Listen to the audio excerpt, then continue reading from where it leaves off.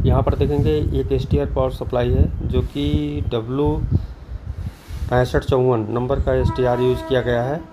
और ये सप्लाई कुछ इस तरीके से डिज़ाइन है। यहाँ पे जो आप लोग कपड़ा देखेंगे आप, जो हमारा आउटपुट सप्लाई है, जैसे किसी में हमारा 110 से केवल इसकी जो कंट्रोलिंग की जाती है सेंस करा के, यहाँ पर देखेंगे तो डबल सप्लाई यहाँ पे यूज किया गया है। जैसा कि एक हमारा 15 वोल्ट की सप्लाई है और दूसरा यहाँ पर देखेंगे तो 125 वोल्ट की सप्लाई है, जो कि हॉरिजॉन्टल आउटपुट ड्राइवर और आउटपुट दोनों के सेक्शन में जाते हैं। और यहीं से दो रेजिस्टेंस लगाकर हमारा 560 के और 20 के, जो कि एक एमीटर से ये कनेक्ट है।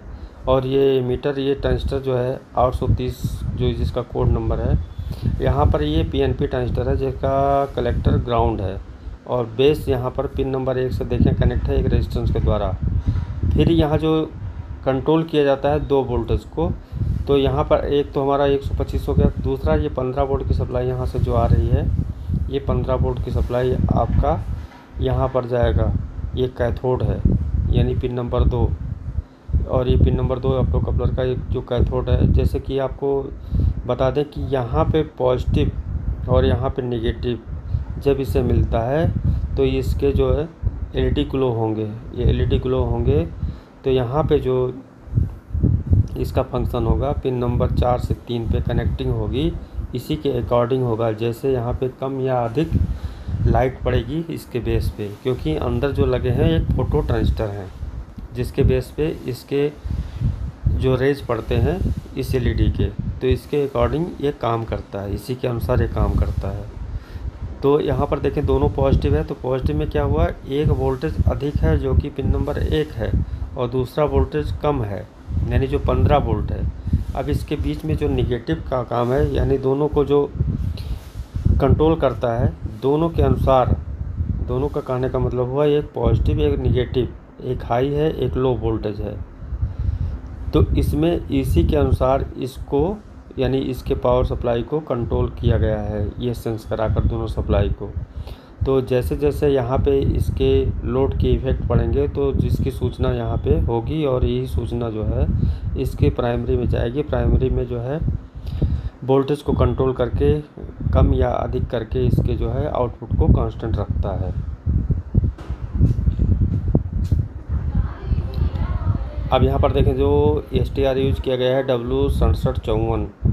अब इसकी डिज़ाइन को आप देखेंगे, यानी जो सर्किट की डिज़ाइन की गई है सेकेंडरी के हिसाब से, तो इसमें सेकेंडरी में आप देखेंगे ये जो सप्लाई आ रही है ये सीधे पिन नंबर 1 पे आ रही है। जैसे उसमें देखें आप पिन नंबर 1 पे कौन सा वोल्टेज था, जो कि 110 सेंस कराया था, और यहाँ पे पिन नंबर 2 पे हमारा लो वोल्टेज। लेकिन यहाँ पे क्या है, पिन नंबर 1 पे लो वोल्टेज सेंस कराए गए हैं, जो कि 12 वोल्ट के आसपास यहाँ पे सप्लाई आएगी।